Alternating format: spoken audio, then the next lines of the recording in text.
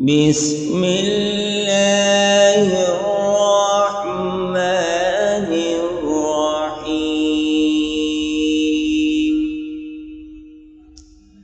قل أعوذ برب الناس ملك الناس إله الناس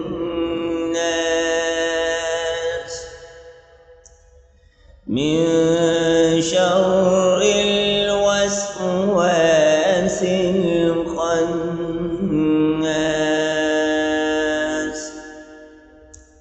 الذي يوسوس في صدور